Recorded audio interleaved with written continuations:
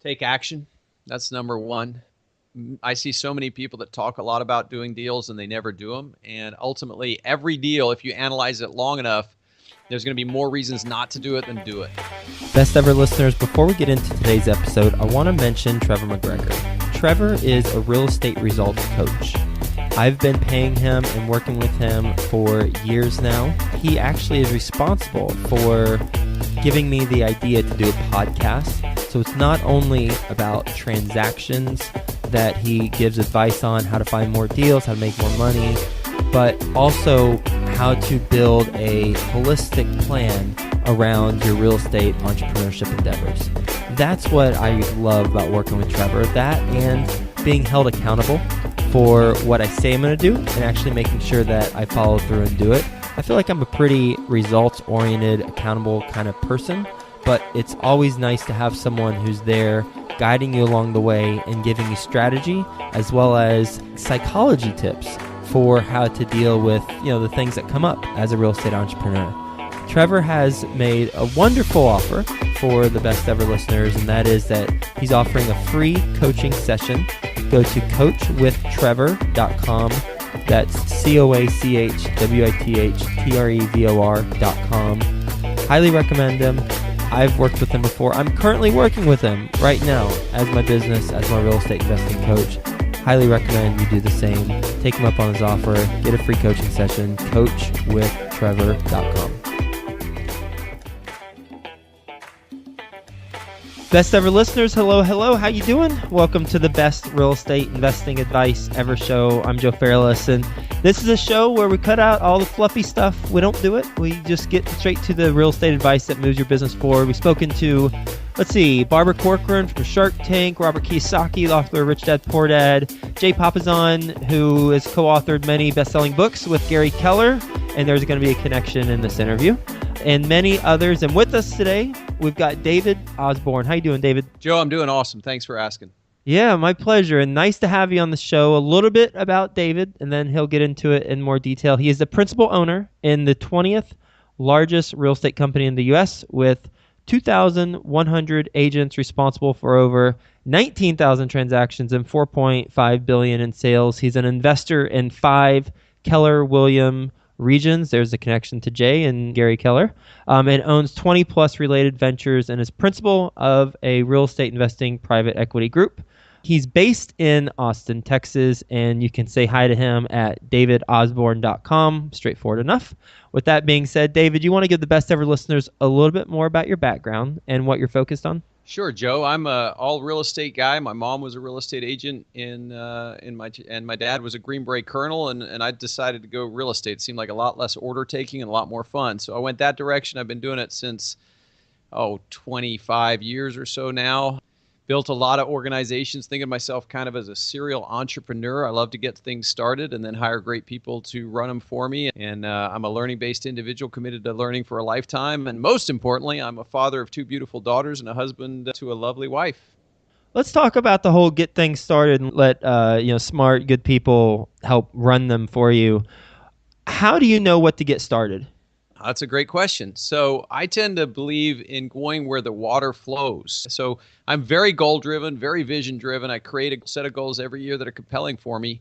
And then I also follow the water downhill. There's 2 energies, if you will. There's the masculine aggressive energy that charges, and I certainly have plenty of that. But there's also the feminine energy, which would be like the water that carves the Grand Canyon. So I go with the energy of the Grand Canyon carver while using my masculine energy to drive in that direction. So for instance, real estate. I love real estate because in real estate, all you got to be able to do is make 1 + 1 = 2 1/4 and repeat over a lifetime. And it's not a place where you need to be able to program, write code, or cure cancer. You just have to be willing to get into real estate, buy stuff, make things happen in it, and then make a little bit of profit. So to me, that's going where the water flows. Like if I tried to be a chemical engineer or like I think you just told me someone near and dear to you was a My girlfriend. Yeah, you can say it. Okay, Yeah. I just didn't want to put you on the spot, man. I was single for a lot of years before I got married. So I was she was a chemical engineer. I could never be that, right? That would not be a path I could choose. I wasn't a great student. I wasn't super studious. There's no chance that I could be that unless I really slammed my masculine and tried to climb that wall. Instead, why not just go with the flow and the flow to me was right into real estate. And I love it. I mean, it's easy. It's straightforward. It takes courage. It takes a little bit of brains, but ultimately you don't have to be a chemical engineer to figure out how to flip a house and make 25% return, or buy a rental and increase the rental revenue from it and make your 15% return. So I believe in going where that opportunity lies. So if you'd asked me in 2007, I was all cash, because right then everything seemed extremely hot, overpriced, and I couldn't find anything to buy. So I just built cash. And then in 2011 and 12, I was riding around with another one of your guests, I believe, that your best ever listeners have heard before, Pat Hiban. And we were looking at investments all across the United States. We went to Dollar General stores. We were down by the border.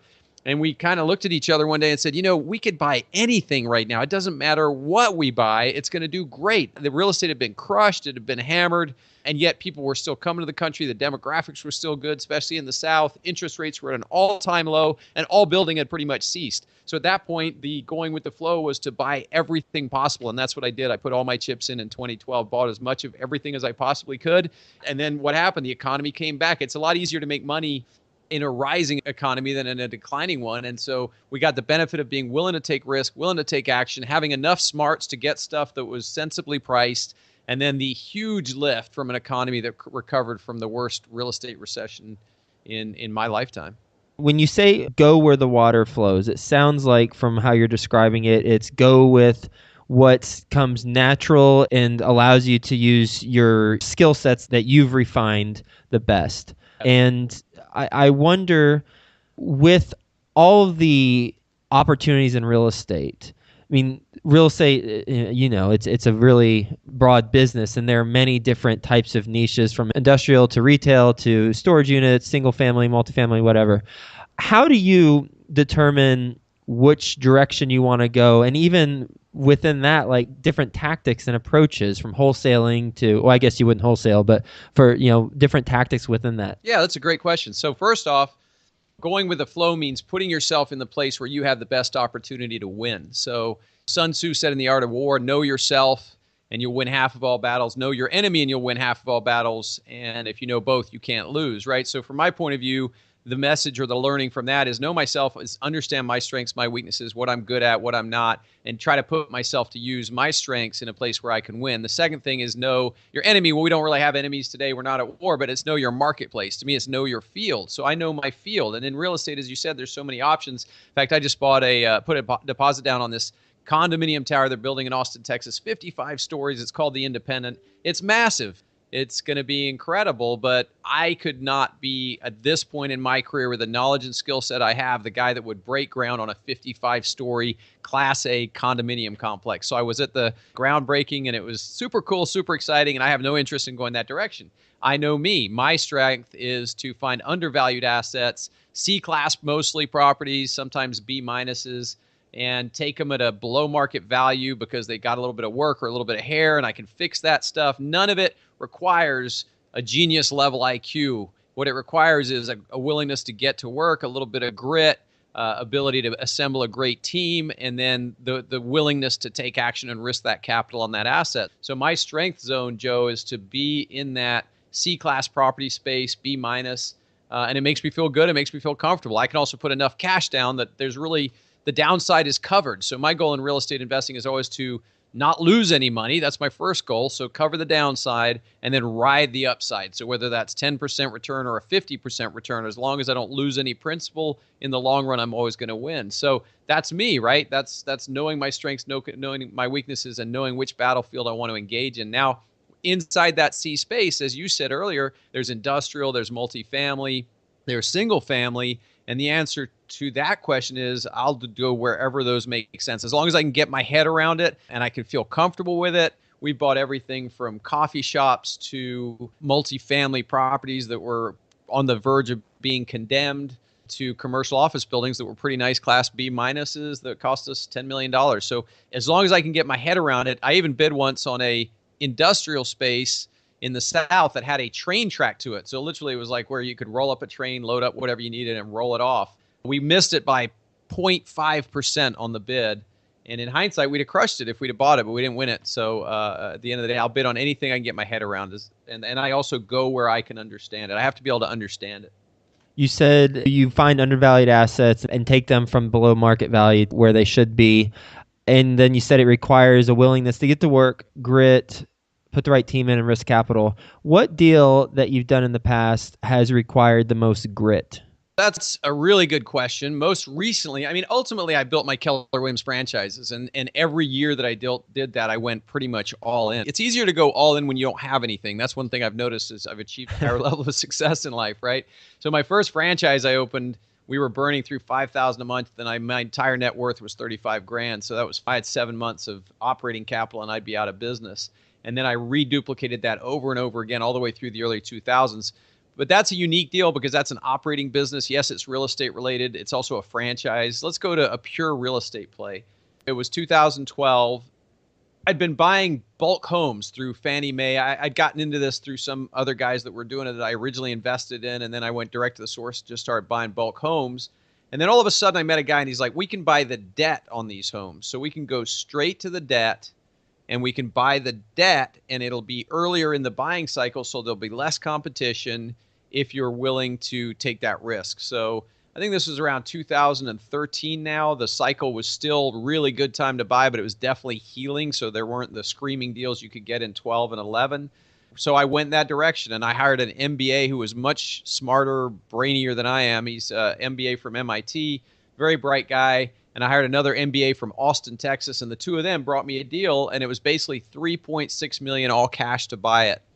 And it was buying notes that had underlying real estate attached to them, right? So buying those notes was outside of my comfort zone. It was a stretch for me. It was a bigger deal because I didn't read the notes. I mean, we had 4 different portfolios of loans, and there was tons of documents, like tons of sub-loans within those loans for borrowers, basically. But I trusted the guys. They were smart. They'd come from the background. One of them would work for Beal from Beal Bank, who made billions in the distressed space. And they showed me the analysis. I walked through it with them. I asked a ton of questions, asked them if they'd called the realtors. We made sure we did our ground game, which is getting guys on the ground some of this was in Ohio, by the way, not that far from you, to make sure it was valid and that the underlying real estate was worth what it was. And then I ultimately pulled the trigger. And to do that, Joe, I obviously pay all my tax payments, but I had to say to my accountant, look, it's March. I may not have the full amount to make my quarterly payment this month in April. Can you figure out a short-term line of credit for me? So I ended up having to borrow money to pay my taxes in full from a source that I kind of knew in order to go all in to buy this $3.6 million all-cash real estate acquisition that we bought. And it turned out great. 3 of the 4 loans made $770,000, and then the 4th one lost 50. So we ended up making like over 700 grand on, $3.6 million invested, and most of it came back within 12 months, and some of it came back a little bit longer than that. So it was a great investment, but that's an example of trusting my gut, doing my analysis, doing the grit, having a great team, and then being willing to go all in when required. How many times should you go all in? Wow, that is such a great question, man. I am willing to go all in every time that my gut and everything aligns for me. I think one of the wirings you have to be an entrepreneur and to be a successful investor in real estate is courage. I could use a cruder term, but it's definitely courage. Like it's just a willingness to risk things and put them on the line. And from my point of view, I'll do that every time I feel like a deal has enough guarantee of upside that the downside risk is minimum. And I felt like, for instance, in that last deal that I described, like the worst case, I got the real estate. Worst case, even with a decline in the market, we would still make money on that real estate. Now, the reality is, worst case is I hadn't read those loan documents and something in them didn't give me the rights to the property and I'd lose everything. So there was a worst case. But I thought that was pretty minimal. So I think you should go in every time you feel called to go in. I mean, we have a very short time here on the earth. And I think when you're here, the more risk you can take and the more aggressive you can be while being prudent, the more exciting and interesting your life will be. So I'm 48 now, so I'm accepting the fact that I'm older. But if I saw the right opportunity right now and it needed me to go heavy in, I probably would. But whereas when I was 27, I went 100% in, right now I might go 50 to 60% in. And you said you're married with a couple kiddos, right? Yes, sir. What's that conversation like with your wife when you go all in? There isn't one, Joe.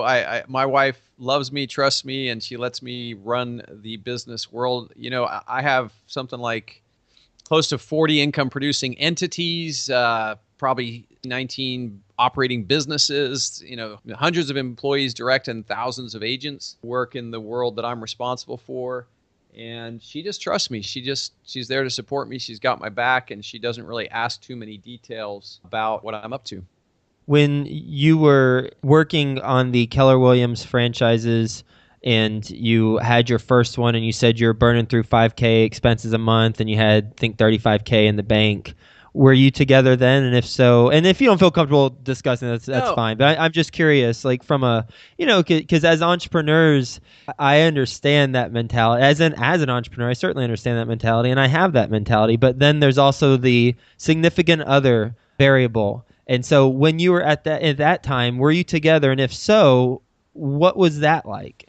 We started dating as I was getting further down that road. I'd already started. So we've dated and been together now for 15 years. Clearly, Joe, I wasn't the easiest guy to date. I was very driven. I put work very high in my life back then. I worked a lot of hours. I traveled a lot.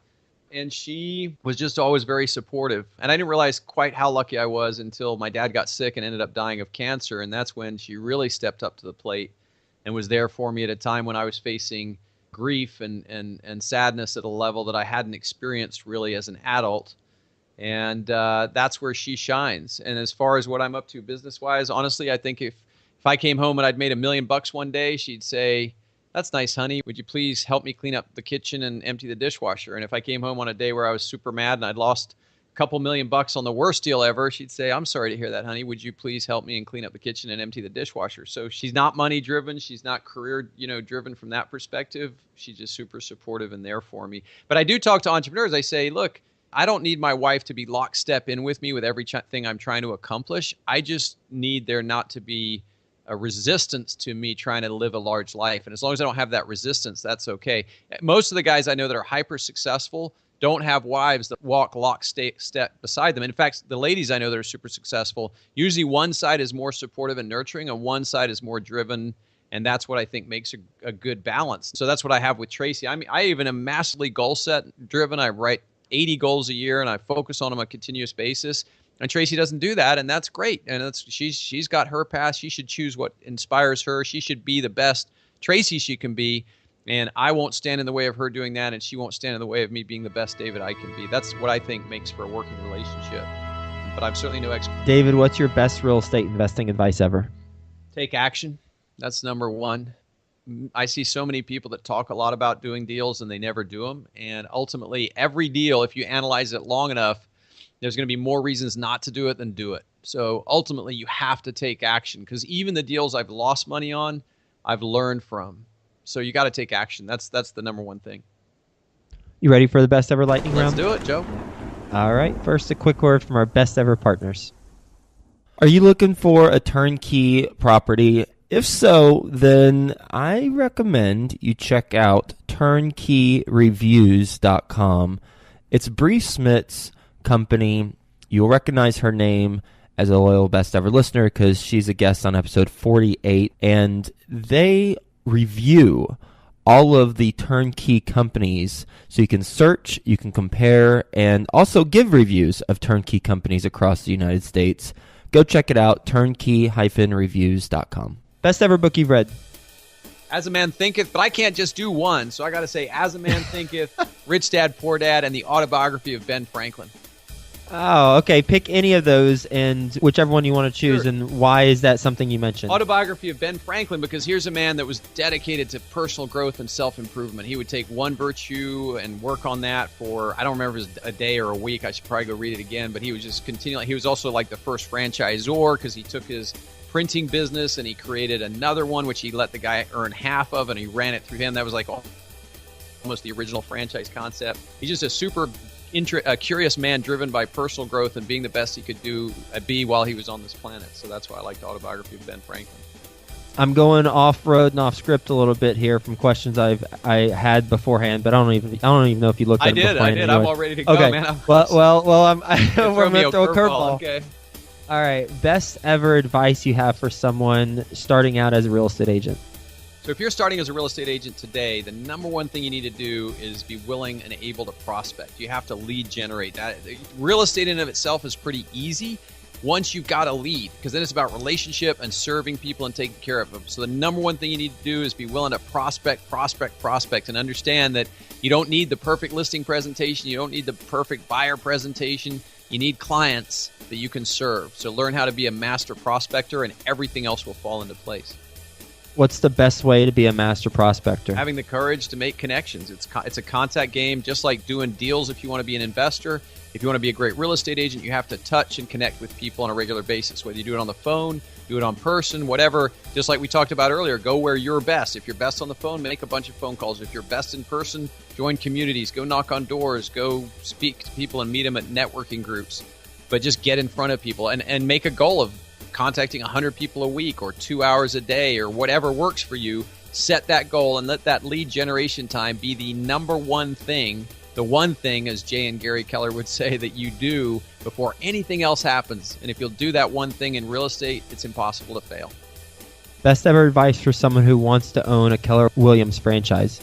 Be learning-based. Go join a Keller Williams. Be an agent. Succeed at a high level. Learn to help grow the business by recruiting great talent and plug into the training. Keller Williams has the best training in the world. We've got Keller Williams University.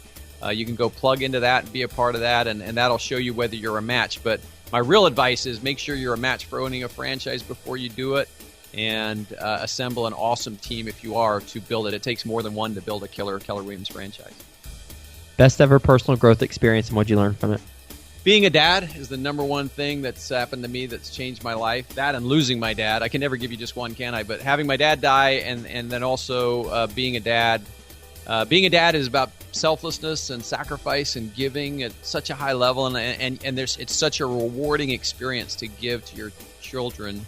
And just the gain from that is incredible, just complete service. And then losing my dad taught me that no matter what I do, there's an end. And I used to sometimes think, I think some of us think there is no end, but there is an end. And so really enjoy the moments, like really make sure you get plenty of family time in, make sure you're looking after your body, exercising, do the big rocks, the adventures, the bucket list stuff, because it does end. And you definitely want to make sure you use life while you're capable and available, and it's available to you. Tim Ferriss has that question to some of his guests, what would you put on a billboard? And I've always thought if he ever asked me that question, my billboard would say, "We are dying." That's cute. And I'm such an optimistic, like glasses half full kind of guy, but it's true. You know, I heard it one time where the people who get upset over the small stuff think they're going to live forever. Absolutely. I mean, I think about Steve Jobs used to say, I think he said something like, "I'm already dead," or whatever. He was so advanced in the future, he knew. I mean, we are here a very short time. We come, we're dust basically. And so everything, when you look at it from that lens, is like, it's so much smaller. It's so, and it also gives you so much greater courage, because really it doesn't matter what you do. You're going to end up in the same spot, right? So really go after it and try to maximize and enjoy it as much as you can while you're here. And part of that enjoyment means taking risks, getting uncomfortable, stretching your comfort zone, and just pushing your boundaries. Best ever deal you've done? I've got two, but I'm going to go to the one for your listeners, the best ever listeners, because from my point of view, I bought my first house in Austin, Texas in '95 for $77,000. I put 20 grand down. I lived in it, turned it into a rental 2 years later. In 2001, I refinanced it and took 60 grand out. With that 60 grand, I bought 3 other properties, 20 grand down on each in Lubbock, Texas, and sort of West Texas. So today, those houses, all 4 of them, the original and the next 3, were on 15-year notes. So they're about to be paid off. When they're paid off, they will be worth approximately $600,000 in equity.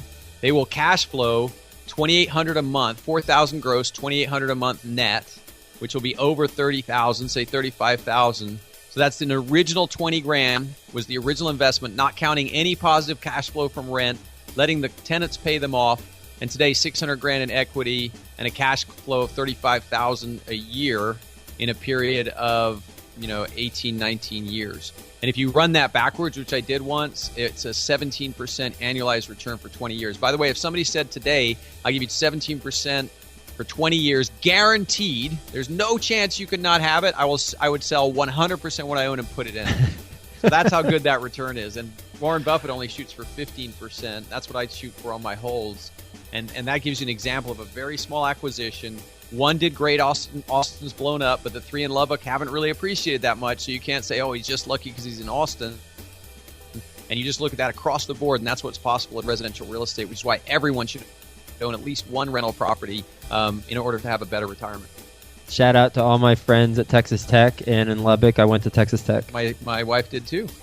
Oh, nice. Well, no one. Yeah, there you go. Best ever way you like to give back? I'm a massive proponent now of Charity Water from New York and A Glimmer of Hope, two organizations that bring clean water to people all around the world. I've made 3-year commitments to both organizations. I gave them 6 figures last year. And it's all about bringing clean water to people. Once you realize, seeing Scott a couple years ago on Necker Island with Branson, I was crying when the guy was presenting for 2 hours. Tears are streaming down my face because 750 million people in the world do not have clean water. So every day they get up, their mission is to get clean water. Their kids can't go to school. They can't really wash their clothes. They just have to find water. So that's absurd, and it's not acceptable. And so right now my heart is pulled by those two organizations that are bringing clean water to people that are far less fortunate than us. And you talked about any problems we have in life. Let me tell you, we have no problems when you consider that we have clean water every day. We have clean food every day, mostly. And except maybe in Flint, Michigan, which I think you were born in, weren't you? Yeah, my 100-year-old grandma is in Flint right now. How about that? Yeah. So that inspires me, motivates me. I'm looking forward to going to Ethiopia and checking out what we're up to. And I was invited to Mozambique recently, but I don't think I'm going to make that one. But that's super inspiring to me. Of like, wow, we can't have a single complaint. Our lives are amazing. Even an average American life is amazing compared to what these folks have to deal with. And so that's what inspires me right now. What's the biggest mistake you've made so far in real estate? Not buying more of it, man. I mean, Austin's exploded, and I own 5 homes here. I should own 50. It goes back to taking action, and that short time we're here, the dash between your birth date and your death date. Yeah, the more real estate you own, buy real estate, and don't wait to buy real estate. Buy real estate and wait, and that's it. Really, just do more, be engaged more. When you have a yes or a no, and there's risk involved, and there's enough things lining up for the yes, you should always choose the yes. What's the best ever place the best ever listeners can reach you? DavidOsborne.com. You go there. You can find me on Facebook. I think it has a link from it. You can email me through that as well. So I also wrote a book coming out in February of 2017 called Wealth Can't Wait. And it's all about the strategies for being a wealthy human being, which means not just money. It means healthy, abundant, generous. That's what wealth originally meant. And that's what we're going back to with this book.